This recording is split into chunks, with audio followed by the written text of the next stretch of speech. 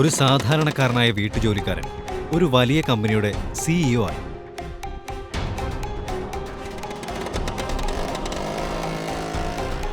അവിടെ നിക്ക്. ചെറിയ ചെറിയ പണികൾക്ക് നിനക്ക് ഇത്രയും സമയം വേണോ? മാർക്കറ്റില് നല്ല തിരക്കുണ്ടായിരുന്നു, അതാ ലേറ്റായി. ഓ, നീ വലിയ ഹീറോ അല്ലേ? ആളുകളെല്ലാം നിന്നെ നോക്കി നിന്നിട്ടുണ്ടാകും. അവിടെ നിക്ക്. നീ ഇത്രയും സമയം എടുത്തിട്ട് എന്താ വാങ്ങിച്ചതെന്ന് ഞാനൊന്ന് കാണട്ടെ. നിനക്കിപ്പോഴും വീട്ടുകാര്യങ്ങളൊന്നും അറിയില്ലേ? ഞാൻ നിന്നോട് എന്താ വാങ്ങാൻ പറഞ്ഞത്? നീ എന്താ വാങ്ങിച്ചു വന്നത്?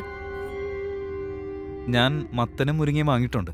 മത്തനും മുരിങ്ങയും നീ തന്നെ കഴിച്ചാ മതി. അച്ഛന്റെ നിർദ്ദേശപ്രകാരമായിരുന്നു ശ്രീലക്ഷ്മി ഋഷിയെ വിവാഹം കഴിച്ചത്. അവൻ അവളെ വിവാഹം കഴിച്ചത് ദേവയാനിക്ക് ഒട്ടും ഇഷ്ടപ്പെട്ടിട്ടുണ്ടായിരുന്നില്ല. ദേവയാനി അമ്മ അവസരം ലഭിക്കുമ്പോഴെല്ലാം മരുമകൻ ഋഷിയെ അപമാനിക്കാറുണ്ടായിരുന്നു. മറുവശത്ത് ശ്രീലക്ഷ്മിക്ക് പോലും അവനോട് ഒരു വികാരവും ഉണ്ടായിരുന്നില്ല. ദേവയാനിക്ക് അവരുടെ വിവാഹമോചനം നടത്തണമായിരുന്നു. അതിനായി അവർ പല പ്ലാനുകളും ഉണ്ടാക്കി. മോളെ ശ്രീലു, നിന്നോട് ഞാൻ പറഞ്ഞിട്ടില്ലേ, അവനെ കൊണ്ട് യാതൊരു ഉപകാരവുമില്ല. അവൻ എന്താ ചെയ്യുന്നതെന്ന് അവന് പോലും അറിയില്ല. നീ എന്തിനിങ്ങനെ വാശി പിടിക്കുന്നത്? ഞാൻ പറയുന്നത് കേൾക്ക്. നീ അവന് ഡിവോഴ്സ് ചെയ്യും. അമ്മ, ഞാൻ എത്ര തവണ പറഞ്ഞിട്ടുണ്ട്, അവൻ ജോലി ചെയ്താലും ഇല്ലെങ്കിലും എനിക്ക് പ്രശ്നമില്ല. എന്റെ അടുത്തുള്ളത് വെച്ച് ഞാൻ മാനേജ് ചെയ്തോളാം. അമ്മ വെറുതെ ആവശ്യമില്ലാതെ ഓരോന്നും ആലോചിക്കണ്ട. ശരി, ഞാനൊന്നും പറയുന്നില്ല. നിന്റെ ഈ സ്വഭാവം കൊണ്ടാ അവൻ ഇപ്പോഴും ഇങ്ങനെ. ഇപ്പൊ ഈ വീടും കമ്പനിയെല്ലാം നല്ല രീതിയിൽ പോകുന്നുണ്ട്. നിനക്കൊരാവശ്യം വന്നാ അവന് നിന്നെ സഹായിക്കാൻ കഴിയില്ല. നിനക്ക് എന്തെങ്കിലും ഒരു പ്രശ്നം വന്നാ അവൻ നിന്നെ ഒഴിവാക്കി പോകും. അമ്മ, അവൻ എന്നെ നല്ല രീതിയിൽ നോക്കും. എല്ലാം എപ്പോഴും പെർഫെക്റ്റ് ആവണമെന്നില്ല. അമ്മയും. ഇതും പറഞ്ഞുകൊണ്ട് ദേഷ്യപ്പെട്ട് ശ്രീലക്ഷ്മി അവിടെ നിന്നും എഴുന്നേറ്റ് പോയി. തുടച്ചു കഴിഞ്ഞിട്ടേ എനിക്ക് കോഫി ഉണ്ടാക്കിത്താ. ഋഷി തല കുലുക്കിക്കൊണ്ട് പറഞ്ഞു. ഇത്രയും അപമാനിക്കപ്പെട്ടിട്ടും ഒന്നും മിണ്ടാതെ ഋഷി ജോലി തുടർന്നു. ഋഷി, ആ അമ്മയ്ക്ക് കോഫി എടുത്തിട്ടൊന്ന് മുകളിലേക്ക് വരാമോ? ആ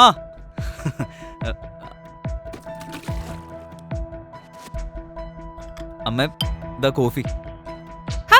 എന്താ നീ ചെയ്യുന്നത്? കോഫി എന്റെ മേലെ വീണിരുന്നെങ്കിലോ? സോറി, ശ്രീലു വിളിച്ചിട്ടുണ്ട്, അങ്ങോട്ടേക്ക് പോണം എനിക്ക്.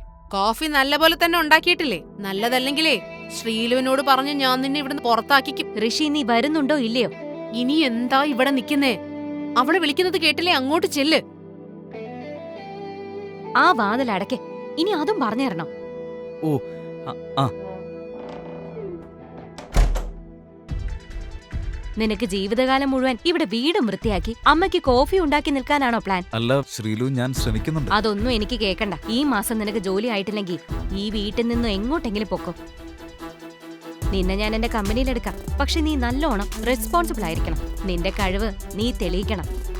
അങ്ങനെയാണെങ്കിൽ ഞാൻ ഹാപ്പി ആവും. നിനക്ക് ഞാൻ പറയുന്നത് മനസ്സിലാവുന്നുണ്ടോ? നീ കേൾക്കുന്നുണ്ടോ ഞാൻ പറയുന്നത്? ആ, എനിക്ക് മനസ്സിലായി ശ്രീലു. ആ, എന്നാ എന്റെ കൂടെ വാ. ശ്രീലക്ഷ്മിക്ക് ഓഫീസിൽ ഇന്ന് ഒരു പ്രധാനപ്പെട്ട മീറ്റിംഗ് ഉണ്ടായിരുന്നു. അതിനുവേണ്ടി ഋഷി അവളെ സ്കൂട്ടറിൽ ഓഫീസിലാക്കി കൊടുത്തു. അവിടെ ശരത് അവളെ കാത്തു നിൽക്കുന്നുണ്ടായിരുന്നു. ഹലോ ശ്രീലക്ഷ്മി. ഹായ്. കാരണം ആ സമയത്ത് കമ്പനി നഷ്ടത്തിലായിരുന്നു. ശരത്തിന് ആദ്യമേ ശ്രീലുവിനൊരു നോട്ടം ഉണ്ടായിരുന്നു. അവൻ അവളെ സഹായിക്കുമെന്ന് സമ്മതിച്ചു. സോറി ശരത്, അത് ഞാൻ. ഇത് കേട്ട ശരത്ത് പിറകിൽ നിൽക്കുന്ന ഋഷിയെ നോക്കി. ഇതാരാ? നിന്റെ ഡ്രൈവറാണോ? അല്ലല്ല, ഇതെന്റെ ഭർത്താവാ, ഋഷി. ഋഷി ആരാണെന്നറിഞ്ഞപ്പോ ശരത്ത് ഋഷിക്ക് കൈ കൊടുക്കാൻ കൈ നീട്ടി. പക്ഷേ കൊടുത്തില്ല. ഓ, സോറി ഋഷി. അതൊക്കെ പോട്ടെ, നീ എന്താ ചെയ്യുന്നേ? ബിസിനസ്സാണോ? അല്ല ശരത്, ഇവന് അവിടെ ഇവിടെയൊക്കെ ആയി ജോലി തിരഞ്ഞുകൊണ്ടിരിക്കുക. ഇത് കേട്ട് ശരത്ത് ഒന്ന് ഞെട്ടി. വെറുതെ അവനോട് സംസാരിച്ചുവെന്ന് അവൻ ഓർത്തു. എന്തോ ആലോചിച്ചുകൊണ്ട് ശരത്ത് പറഞ്ഞു, എന്റെ കമ്പനിയിൽ ഒരു പോസ്റ്റ് ഫ്രീ ഉണ്ട്, നീ ജോയിൻ ചെയ്യുന്നോ?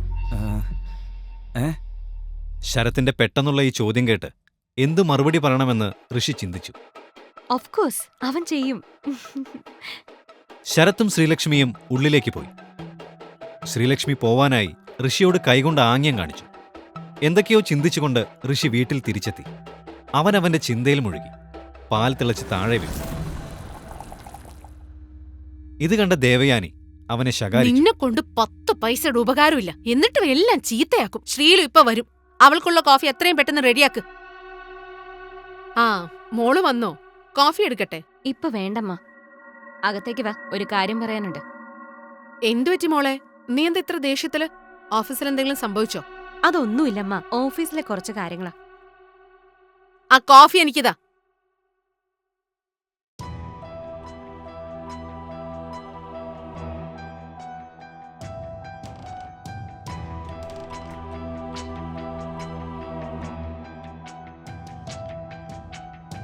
നിനക്കൊരാള് ജോലിക്ക് റെഫർ ചെയ്യുന്നതില് എന്താ പ്രശ്നം? അങ്ങനെയല്ല ശ്രീലു. പിന്നെ നിനക്ക് ജീവിതകാലം മുഴുവൻ വീട്ടുജോലി ചെയ്ത് നടക്കണം? നോക്ക്, അവൻ നിന്റെ കമ്പനിയിൽ ഇൻവെസ്റ്റ് ചെയ്തിട്ടുണ്ട്. അവിടെ വർക്ക് ചെയ്യാൻ എനിക്ക് താല്പര്യമില്ല. നിനക്ക് മനസ്സിലാവുന്നില്ല. അവൻ നിന്നെ യൂസ് ചെയ്യാൻ. ഈ എക്സ്ക്യൂസ് ഒന്നും എനിക്ക് കേക്കണ്ട. കാരണം നിനക്കറിയില്ല എങ്ങനെയാണ് കമ്പനി മുന്നോട്ട് പോകുന്നതെന്ന്. ഇനി നിനക്ക് എന്താ സംഭവിക്കാന്നും എനിക്കറിയില്ല. അങ്ങനെയൊന്നും ഉണ്ടാവില്ല. ശ്രീലക്ഷ്മി അവന്റെ സംസാരം തടഞ്ഞുകൊണ്ട് പറഞ്ഞു. എന്റെ കമ്പനി എന്നെ ഒരുപാട് വിശ്വസിക്കുന്നുണ്ട്. അതെനിക്ക് കളയാൻ കഴിയില്ല. നീ എന്നെ ചതിക്കുന്ന പോലെ എനിക്ക് ശരത്തിനെ ചതിക്കാനും പറ്റില്ല. ശരി ശ്രീലു, ആ ജോലി ഞാൻ ചെയ്യാം. ഇത് കേട്ട് ശ്രീലക്ഷ്മി അവന്റെ അടുത്ത് വന്ന് അവനെ കെട്ടിപ്പിടിച്ചു. ഒരുപാട് നാളുകൾക്ക് ശേഷമാണ് അവൾ അവന്റെ ഇത്രയും അടുത്ത് വരുന്നത്. ഋഷിക്ക് അങ്ങേയറ്റം സന്തോഷമായി.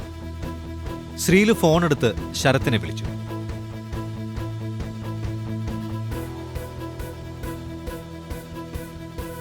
ഹായ്. ഹലോ ശരത്, നിന്നെ ഡിസ്റ്റർബ് ചെയ്തതിന് സോറി. എന്റെ ഭർത്താവ് ജോലിക്ക് റെഡിയാ. ഓക്കെ, നാളെ എൻ്റെ ഓഫീസിലേക്ക് വരാൻ പറയും. Thank you so much. Rishi, Sarath നിനക്ക് ജോബ് തരാൻ റെഡിയാ. എനിക്ക് ഭയങ്കര സന്തോഷായി. ഈ വാർത്ത കേട്ട ശ്രീലു ഭയങ്കര ഹാപ്പിയായി. അവൾക്ക് ശരത്തിനോടുള്ള റെസ്പെക്ട് വീണ്ടും കൂടി. നിങ്ങൾ സത്യമായിട്ടും അയാൾക്കവിടെ ജോലി കൊടുക്കുകയാണോ? അങ്ങനെ ചെയ്യാൻ എനിക്കെന്താ പ്രാന്തം? ഇത് കേട്ട മാനേജർ ഒന്നും മനസ്സിലാവാതെ ശരത്തിനെ തന്നെ നോക്കി നിന്നു. അവൻ നല്ല സത്യസന്ധതയുള്ള ജെന്യൂൻ ആയിട്ടുള്ള ഒരു മനുഷ്യനാണ്. മാത്രമല്ല, നമുക്കിപ്പോൾ ഒരു സെക്യൂരിറ്റി അത്യാവശ്യമാണ്. So why not? ഇത് കേട്ട മാനേജർ പൊട്ടിച്ചിരിച്ചു. പിറ്റേ ദിവസം ശ്രീലു ഋഷിയെയും കൂട്ടി ശരത്തിന്റെ കമ്പനിയിൽ ചെന്നു. ഇന്റർവ്യൂവിന്റെ ചിന്തയിൽ, ടെൻഷനിൽ ലോബിയിലായിരുന്നു അവർ. All the best. ഞാൻ ശരത്തിനെ കണ്ടിട്ട് വരാം. കമ്പനിയുടെ ഷെയർ വാല്യൂ എന്താ ഇങ്ങനെ ഇടിയുന്നത്? എനിക്കറിയില്ല എന്താണ് സംഭവിക്കുന്നതെന്ന്. നമ്മുടെ മാർക്കറ്റിംഗ് സ്ട്രാറ്റജീസ് എല്ലാം ഫെയിൽ ആവുകയാണ്. Do something. ഇതിങ്ങനെ പോയാ ഇൻവെസ്റ്റേഴ്സിനോട് നമ്മൾ എന്ത് പറയും? ഇതിനെക്കുറിച്ച് നല്ല അറിവുള്ള ഒരാളെ എനിക്കറിയാം. ഞാൻ ആളെ ഒന്ന് കോണ്ടാക്ട് ചെയ്യാം. എനിക്ക് തോന്നുന്നു അയാൾക്ക് നമ്മളെ ഹെൽപ്പ് ചെയ്യാൻ സാധിക്കുമെന്ന്. Then do it now. Okay.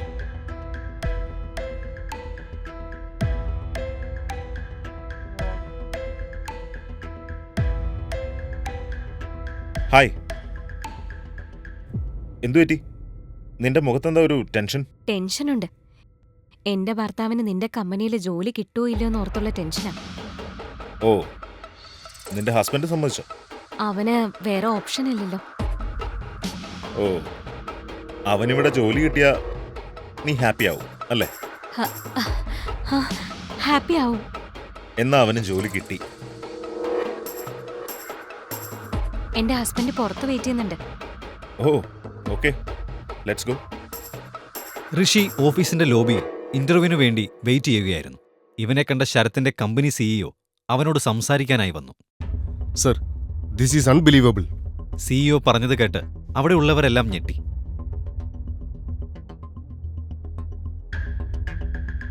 Sir, ഈ കമ്പനി വാങ്ങാമെന്നാണോ?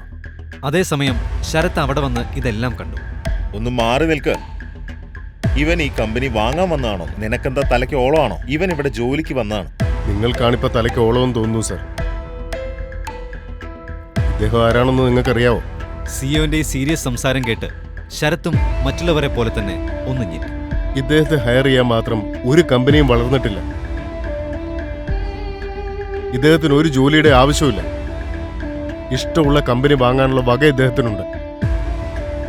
ഹേയ് ഹേയ്, നീ എന്താണ് പറയുന്നതെന്ന് നിനക്ക് വല്ല ബോധമുണ്ടോ? സർ, സാർ ഇതെവിടെ പോയി? ഋഷി,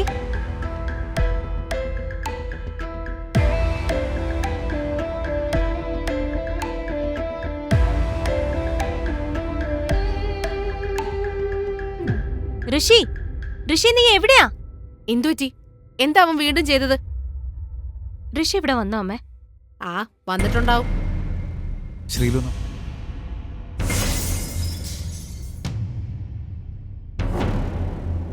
നീ അവിടെ ഇന്റർവ്യൂ കൊടുക്കാതെ എന്താ ഇറങ്ങിപ്പോന്നത്? ശ്രീലു അത് പിന്നെ നിനക്ക് ആ ജോലി വേണോ വേണ്ടയോ പറ. ശ്രീലു നമുക്ക് ഉള്ളിൽ പോയി സംസാരിക്കാം. ഇനി എന്ത് സംസാരിക്കാനാ? എനിക്ക് എന്നോട് തന്നെ പുച്ഛം തോന്നുന്നു. നിനക്ക് വേണ്ടി ഞാൻ ശരത്തിന്റെ കാല് പിടിച്ചു, എന്നിട്ട് നീ അവിടെ നിന്ന് ഇറങ്ങിപ്പോന്നു. ശ്രീലു നീ എന്നെ തെറ്റിദ്ധരിച്ചിരിക്കുക. മതി, നിർത്തിക്കോ. ഇപ്പൊ എനിക്ക് എല്ലാം മനസ്സിലായി. നിന്നെ കൊണ്ട് ഒരു ഉപകാരവും ഇല്ല. എന്റെ അമ്മ ഇത്രയും കാലം എന്നോടിത് പറഞ്ഞിട്ട് ഞാനത് ചെവിക്കൊണ്ടില്ല. ഞാൻ നിന്നെ വിശ്വസിച്ചു ഇന്ന് വരെ. ഇനി അതില്ല. Such A waste. ശ്രീലു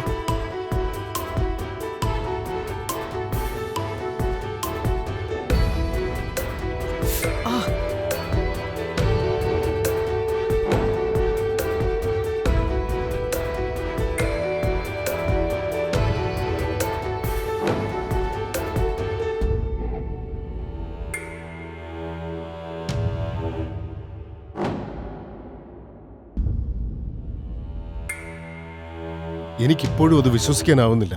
അത് കുഴപ്പമില്ല. സ്ട്രെസ്ഡ് ആവുമ്പോൾ നമുക്കെല്ലാം തെറ്റുപറ്റും. ഞാൻ എത്ര തവണ പറഞ്ഞു അത് ഋഷി തന്നെയാണ്. അദ്ദേഹത്തിന് നമ്മളോട് ദേഷ്യമൊന്നും ഇല്ലായിരിക്കും. നമുക്ക് വേറെന്തെങ്കിലും സംസാരിക്കാം. സോറി ശരത്, ഞാനിനി ഒരിക്കലും ഇത് റിപ്പീറ്റ് ചെയ്യില്ല. നിന്റെ കൂടെ ഇനിയും വർക്ക് ചെയ്യാൻ കഴിയുമെന്ന് ഞാൻ വിശ്വസിക്കുന്നു. Cheers.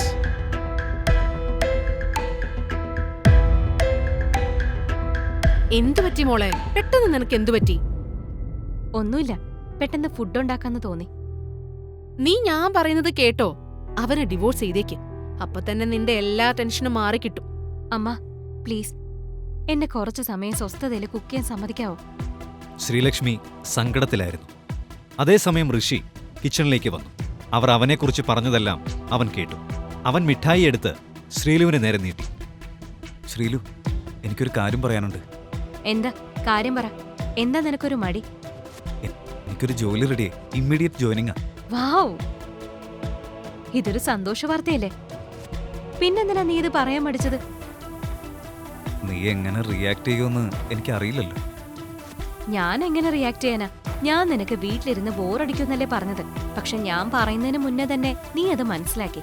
അതിരിക്കട്ടെ, എന്ത് ജോലിയാ കിട്ടിയത്? ശ്രീലക്ഷ്മി ചോദിച്ചു. ഋഷി അതിന് മറുപടി പറയാൻ തുടങ്ങുമ്പോഴേക്കും ദേവയാനി ഇടയിൽ കയറി പറഞ്ഞു. ഇവന് കളക്ടർ ജോലിയൊന്നും കിട്ടില്ലല്ലോ. വല്ല ഓഫീസ് ബോയോ സെക്യൂരിറ്റി ഗാർഡ് ജോലിയോ എങ്ങാനും ആവും. ഇത് കേട്ട ഋഷിക്ക് ദേഷ്യവും സങ്കടവും വന്നു. പക്ഷേ അവനൊന്നും മിണ്ടിയില്ല. കാരണം അവൻ ഇതെല്ലാം ശീലമായിരുന്നു. നിങ്ങൾ ഒരിക്കലും നന്നാവില്ലമ്മ. എപ്പോഴും എന്തെങ്കിലും പ്രശ്നങ്ങൾ ഉണ്ടാക്കുന്ന കാര്യങ്ങൾ മാത്രമേ സംസാരിക്കൂ. ഒരു ജോലിയും ചെറുതുമല്ല വലുതുമല്ല. മനസ്സിലായോ? എനിക്ക് ഓഫീസിൽ പോവാൻ സമയമായി. ഋഷി, നീ ഇതൊന്നും ആലോചിക്കണ്ട. കൺഗ്രാറ്റുലേഷൻസ്. Thank you Sreelu. ഈ വാർത്ത കേട്ട് ശ്രീലക്ഷ്മി ഭയങ്കര ഹാപ്പിയായിരുന്നു. അവൾ അവിടെ നിന്നും പോയി. ഇത് ഇന്ത്യയിലെ തന്നെ ഏറ്റവും ടോപ്പ് ഡിജിറ്റൽ എന്റർടൈൻമെന്റ് കമ്പനിയാണ്, പ്രൈം മീഡിയ. അവർ അവരുടെ പുതിയ CEO വരുന്നത് കാത്ത് ടെൻഷനിൽ നിൽക്കുകയായിരുന്നു. ഇത്രയും വലിയൊരു പൊസിഷനിൽ എത്തുക എന്നുള്ളത് എല്ലാവരുടെയും ആഗ്രഹമാണ്. അപ്പോഴാണ് അവിടെ ഹെഡ്ക്വാർട്ടേഴ്സിൽ ഒരു ലക്ഷറി കാർ വന്നത്. അത് അവരുടെ പുതിയ CEO ആയിരിക്കും എന്നവർ ചിന്തിച്ചു. പക്ഷേ ആ കാറിൽ നിന്നും ഒരു സുന്ദരിയായ സ്ത്രീ പുറത്തേക്കിറങ്ങി. അവർ എല്ലാവരും മുന്നിലേക്ക് വന്ന് അവൾക്ക് നേരെ ബൊക്കെ നീട്ടി. പക്ഷെ അവൾ അത് വാങ്ങാൻ കൂട്ടാക്കിയില്ല. Welcome madam. Welcome madam, welcome. Sorry, ഞാൻ നിങ്ങൾ ഉദ്ദേശിച്ച ആളല്ല. ഞാൻ പുതിയ സിഇഒയുടെ പേഴ്സണൽ അസിസ്റ്റന്റ് ആണ്. എന്റെ പേര് നിഹാരിക. അതും പറഞ്ഞുകൊണ്ട് അവൾ ഉള്ളിലേക്ക് പോയി. ഇത് കണ്ട എല്ലാവരും ആലോചിച്ചു, അസിസ്റ്റന്റ് വന്ന കാർ ഇതാണെങ്കിൽ CEO ഏത് കാറിലായിരിക്കും വരുന്നത്? അപ്പോഴാണ് അതിലൂടെ ഒരാൾ ഒരു സ്കൂട്ടറിൽ ഒരു സാധാരണ ഡ്രസ്സൊക്കെ ധരിച്ച് ഒട്ടും ഷോ ഓഫ് ഇല്ലാതെ വന്നത്.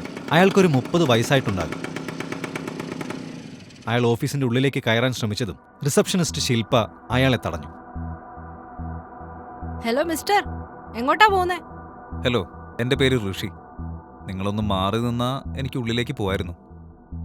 നോക്ക്, നിന്നെപ്പോലെയുള്ള ആളുകൾക്കൊന്നും ഇവിടെ എൻട്രി ഇല്ല. നീ എന്തിനാ ഇവിടെ വന്നേ? അവൾ കുറച്ച് റൂഡായി സംസാരിച്ചു. മാഡം പ്ലീസ് എന്നെ പോകാൻ അനുവദിക്കണം. എനിക്കിവിടെ ജോലി റെഡിയായതാ. ഇന്ന് എൻ്റെ ഫസ്റ്റ് ഡേ ആണ്. ഓ, അപ്പൊ നിനക്ക് സെക്യൂരിറ്റി ഗാർഡ് ഡ്യൂട്ടിയാണ് കിട്ടിയിരിക്കുന്നത്. നിന്റെ ജോലിയെ പുറത്താണ്, അകത്തല്ല. നിന്നെ വിളിക്കുമ്പോ മാത്രം നീ അകത്തേക്ക് വന്നാ മതി. ഇപ്പൊ നിനക്ക് ഉള്ളിലേക്ക് പോകാൻ കഴിയില്ല. കാരണം ഞങ്ങൾ എല്ലാവരും ഇവിടെ പുതിയ സിഇഒയെ വെയിറ്റ് ചെയ്യാം. ഹലോ മാഡം, ഞാനാണ് ഈ കമ്പനിയുടെ പുതിയ സിഇഒ. ഇനി വഴിയിൽ നിന്ന് മാറ്, എനിക്ക് അകത്തേക്ക് പോകണം. Oh really? നീയാണോ ഞങ്ങളുടെ പുതിയ സിഇഒ? മതി, നിർത്തിക്കോ, ഒരുപാടായി. അദ്ദേഹം ഇന്ത്യയിലെ തന്നെ വലിയ കോടീശ്വരനാ. നിന്നെ തന്നെ ഒന്ന് നോക്ക് നീ. ശില്പ അവനെ ഒരുപാട് ഇൻസൾട്ട് ചെയ്തു. നിനക്ക് സിഇഒ എന്ന് പറഞ്ഞാൽ എന്താന്ന് അറിയൂ? അപ്പോഴാണ് നിഹാരിക അവനെ സ്വീകരിക്കാനായി അവിടെ എത്തിയത്. Welcome sir. സർ എപ്പോ എത്തി? നിഹാരിക ബൊക്കെ നൽകി അവനെ സ്വീകരിച്ചു. എന്നിട്ട് ശില്പയോട് ദേഷ്യപ്പെട്ടു. ഇദ്ദേഹം ആരാണെന്ന് നിനക്കറിയാമോ? ഋഷിൻ വർമ്മ, നമ്മുടെ കമ്പനിയുടെ പുതിയ സിഇഒ. നിഹാരിക പറഞ്ഞത് കേട്ട് ശില്പ ഒന്ന് ഞെട്ടി. അവൾ ഋഷിയോട് പറഞ്ഞു, oh I'm sorry sir. സാറാണ് സിഇഒ എന്ന് എനിക്ക് മനസ്സിലായില്ല. എന്തായിരുന്നു തന്റെ പേര്? My name is Shilpa sir. അപരിചിതരെ ഉള്ളിൽ കയറ്റാതിരിക്കുക എന്നത് നിന്റെ ജോലിയാണ്. അതിൽ ഞാനൊന്നും പറയുന്നില്ല. പക്ഷേ നീ ഇവിടെ ജോലി ചെയ്യുന്നിടത്തോളം കാലം ഇവിടെയുള്ളവരോട് മര്യാദയ്ക്ക് പെരുമാറണം. ഒരു ജോലിയും വലുതുമല്ല ചെറുതുമല്ല. എനിക്ക് വേണമെങ്കിൽ ഇപ്പോ നിന്നെ ജോലിയിൽ നിന്ന് പിരിച്ചുവിടാം. പക്ഷെ ഞാനത് ചെയ്യുന്നില്ല. അങ്ങനെ ചെയ്താൽ പിന്നെ താനും ഞാനും തമ്മിൽ എന്താ വ്യത്യാസം? ശില്പ, ഒരാളുടെ വസ്ത്രത്തെയോ വസ്ത്രധാരണത്തെയോ കണ്ട് അയാൾ ജഡ്ജ് ചെയ്യരുത്. സോറി സർ, ഈ തെറ്റിന് ഞാൻ ആവർത്തിക്കില്ല. ഇത് കേട്ട് എല്ലാവരും അവിടേക്ക് ഋഷിക്ക് ബൊക്കെ കൊടുക്കാനായി വന്നു.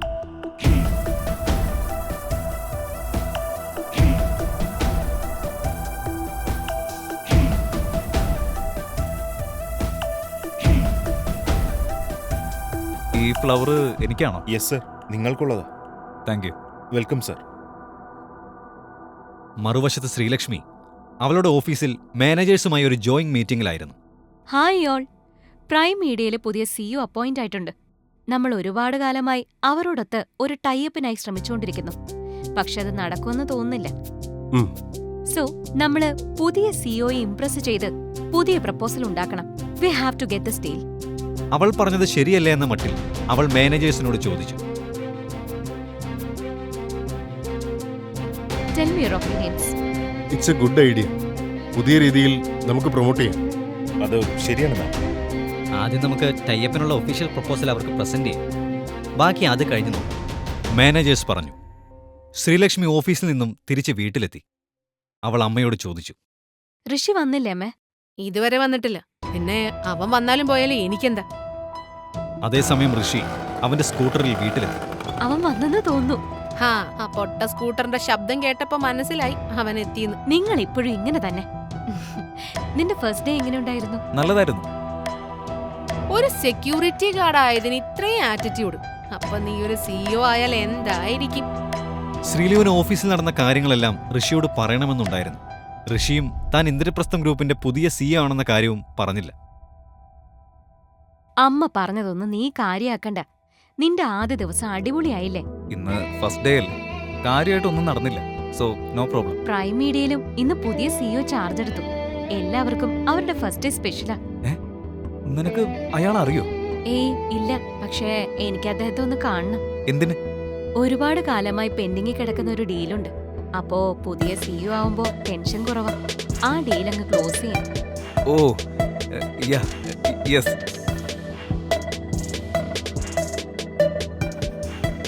പിറ്റേ ദിവസം ശ്രീലക്ഷ്മി പ്രൈം മീഡിയയുടെ ഓഫീസിലെത്തി. അവൾ നേരെ റിസപ്ഷനിസ്റ്റ് ശില്പയുടെ അടുത്തേക്ക് ചെന്ന് അവളെ ഇൻട്രൊഡ്യൂസ് ചെയ്തു. എക്സ്ക്യൂസ് മീ, എന്റെ പേര് ശ്രീലക്ഷ്മി. ഞാൻ വർമ്മ കമ്പനിയുടെ MD-യാ. നിങ്ങളുടെ സിഇഒയുമായി എനിക്കിന്നൊരു അപ്പോയിന്റ്മെന്റ് ഉണ്ട്. ഞാനിവിടെ എത്തിയിട്ടുണ്ടെന്ന് ഒന്ന് അദ്ദേഹത്തെ ഇൻഫോം ചെയ്യാമോ? Sure ma'am. ഇത് കേട്ട ശില്പ നിഹാരികയെ ഫോൺ ചെയ്തു. ഹലോ. ഹലോ മാഡം, വർമ്മ കമ്പനിയിൽ നിന്നും ശ്രീലക്ഷ്മി മാം സിഇഒ സാറുമായി ഒരു മീറ്റിംഗിനായിട്ട് വന്നിട്ടുണ്ട്. ഓക്കെ, ഞാൻ സാറിന്റെ സ്കെഡ്യൂൾ നോക്കിയിട്ട് അപ്ഡേറ്റ് ചെയ്യാം. അവരോട് അവിടെ വെയിറ്റ് ചെയ്യാൻ പറയൂ. ഞാനിവിടെ വെയിറ്റ് ചെയ്യാം.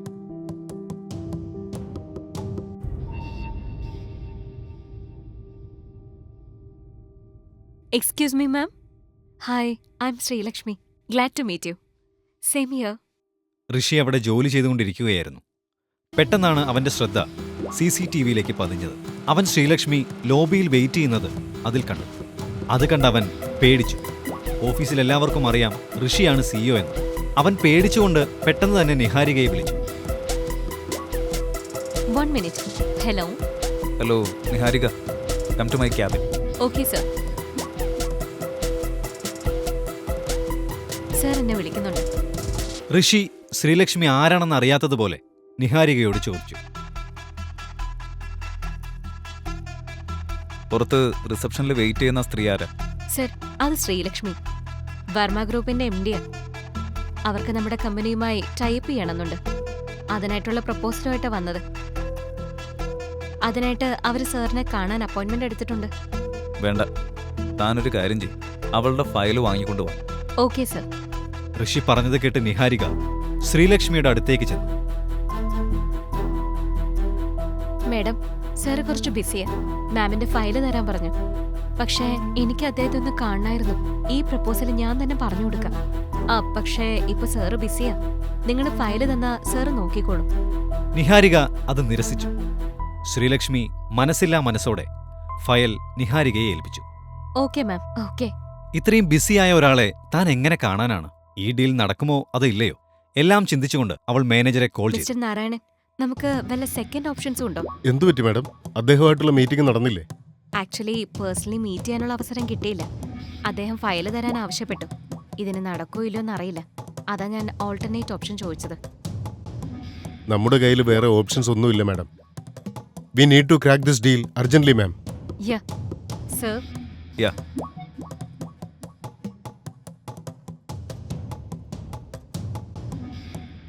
ആക്ച്വലി ഈ ഡീല് കൊള്ളാം, നമുക്കിതിൽ വർക്ക് ചെയ്യാം. സർ, സാറിന് ഈ കമ്പനിയെ കുറിച്ച് അറിയാമോ? ഇല്ല, അതെന്താ താൻ അങ്ങനെ ചോദിച്ചേ? ഒരു CEO ഇത്രയും പെട്ടെന്ന് ഡിസിഷൻ എടുക്കുന്നത് ഞാൻ ഇതുവരെ കണ്ടിട്ടില്ല. അതും ആ കമ്പനിയുമായി ഒരു മീറ്റിംഗ് പോലും വെക്കാതെ. എനിക്കെന്തോ ഒരു അത്ഭുതം. എനിക്ക് ഈ പ്രപ്പോസൽ നല്ലതായി തോന്നി. I don't need to talk to them. ദാ.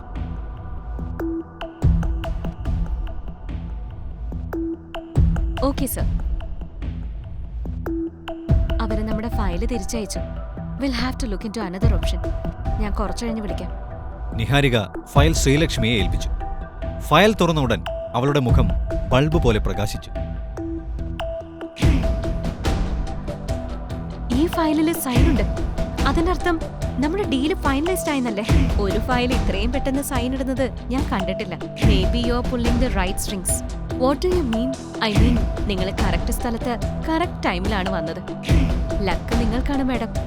ഞങ്ങൾ നിങ്ങളോട് വർക്ക് ചെയ്യാൻ വളരെ എക്സൈറ്റഡ് ആണ്. ഞങ്ങൾ നിങ്ങളെ വെയിറ്റ് ചെയ്യും. ഓക്കെ, എനിക്ക് അദ്ദേഹത്തിനോടൊന്ന് സംസാരിക്കണമായിരുന്നു. അതിന് സാധിക്കോ? സോറി മാം, സാർ ഇപ്പോ ബിസിയാ. കാണാൻ സാധിക്കില്ലെന്ന് ഉറപ്പിച്ചു പറഞ്ഞിട്ടുണ്ട്. Please try to understand. ഇതും പറഞ്ഞുകൊണ്ട് നിഹാരിക അവിടെ നിന്നും പോയി. ഋഷിയെ കാണാൻ സാധിക്കാത്തതിൽ അവൾക്ക് നല്ല വിഷമമുണ്ടായിരുന്നു. പക്ഷേ പ്രപ്പോസൽ സക്സസ് ആയതിൽ അവൾ ഒരുപാട് സന്തോഷിച്ചു. കുറച്ചു സമയത്തിൽ അവളും അവിടെ നിന്ന് പോയി. അവൾ അവിടെ ഇല്ല എന്ന് ഉറപ്പാക്കിയ ശേഷം ഋഷി അവന്റെ ക്യാബിൽ നിന്നും പുറത്തേക്കിറങ്ങി. ഹലോ. പറയൂ. തീർച്ചയായും ഞാൻ സൈൻ ചെയ്യാം. എക്സ്ക്യൂസ് മീ സർ, സാറുമായി ഒരു ഓൺലൈൻ മീറ്റിംഗിനായിട്ട് അമേരിക്കയിൽ നിന്നും ജപ്പാനിൽ നിന്നുമുള്ള ഡെലിഗേറ്റ്സ് വെയിറ്റ് ചെയ്യുന്നുണ്ട്. അവർക്ക് നമ്മളുമായി ഒരു ഡീൽ സൈൻ ചെയ്യണം. അതേസമയം മറന്നുവച്ച അവളുടെ ബാഗ് എടുക്കാനായി ശ്രീലക്ഷ്മി അവിടേക്ക് വന്നു. അവർ രണ്ടുപേരും മുഖത്തോട് മുഖം നോക്കി. അവനെ അവിടെ കണ്ട ശ്രീലക്ഷ്മി ഞെട്ടിപ്പോയി. അവളെ കണ്ട ഋഷി പേടിച്ചു. അവനാണ് ആ കമ്പനിയുടെ CEO എന്ന് അവൾ തിരിച്ചറിയുന്നു.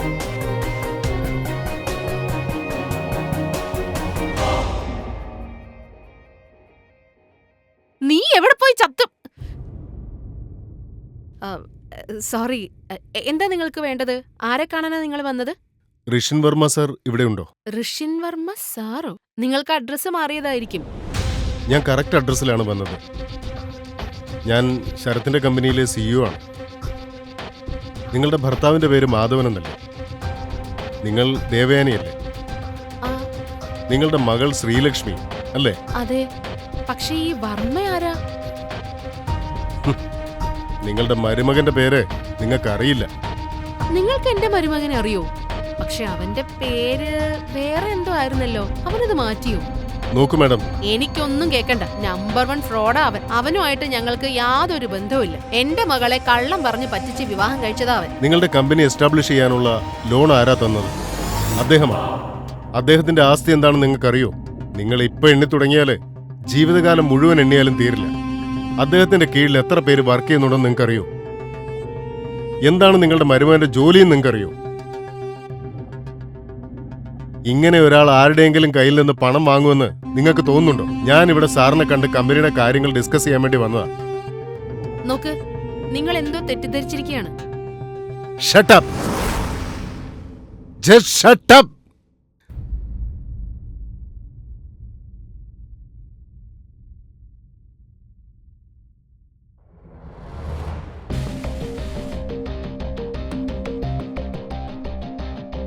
തെറ്റിയത് എനിക്കല്ല, നിങ്ങൾക്കാ. വേണമെങ്കിൽ നമ്മുടേതുപോലെ 100 കമ്പനികൾ തുടങ്ങാൻ അദ്ദേഹത്തിന് കഴിയും. ഇന്ത്യയിലെ തന്നെ ഏറ്റവും വലിയ കോടീശ്വരനാണ് അദ്ദേഹം. ഇത്രയും വലിയൊരു കോടീശ്വരൻ എന്തിനാ ഇത്രയും ചെറിയ വീട്ടിൽ താമസിക്കുന്നതെന്ന് എനിക്ക് മനസ്സിലാവുന്നില്ല. എല്ലാം പ്രണയത്തിന് വേണ്ടിയാണ്. അദ്ദേഹം തന്റെ പ്രണയിനിക്ക് വേണ്ടി ഒരുപാട് ത്യാഗങ്ങൾ ചെയ്തു. എന്റെ മരുമകൻ ഇത്രയും വലിയ... നിങ്ങൾക്കിപ്പോഴും എന്നെ വിശ്വാസമായിട്ടില്ലെങ്കിൽ അകത്തേക്ക് പോയി TV തുറന്ന ബിസിനസ് ചാനൽ ഒന്ന് വെച്ച് നോക്ക്. എല്ലാം മനസ്സിലായിക്കോ.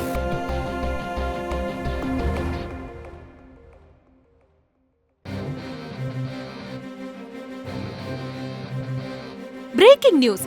Prime media CEO Rishin Varma തന്റെ ആദ്യ പ്രോജക്ട് വർമ്മ കമ്പനിയുമായി കരാറിലൊപ്പിട്ടു. ആരാണ് ഋഷി? അവന്റെ കയ്യിൽ ഇത്രയും പണമുണ്ടെങ്കിൽ എന്തിനാണ് ഇങ്ങനെയൊരു കല്യാണം അവൻ കഴിച്ചത്? എന്തിനാണ് ഒരുപാട് പേർ അവന്റെ കൂടെ നിൽക്കുന്നത്? എന്തിനാണ് അവരെല്ലാം ഒരുപാട് അവനിൽ നിന്നും പ്രതീക്ഷിക്കുന്നത്? ഈ ചോദ്യങ്ങൾക്കൊക്കെ സിഇഒ എന്ത് ഉത്തരമാണ് നൽകുക? ഈ കഥ തുടർന്ന് കേൾക്കുന്നതിനായി ഇപ്പോൾ തന്നെ പോക്കറ്റ് FM ആപ്പ് ഇൻസ്റ്റാൾ ചെയ്യൂ. Link in description.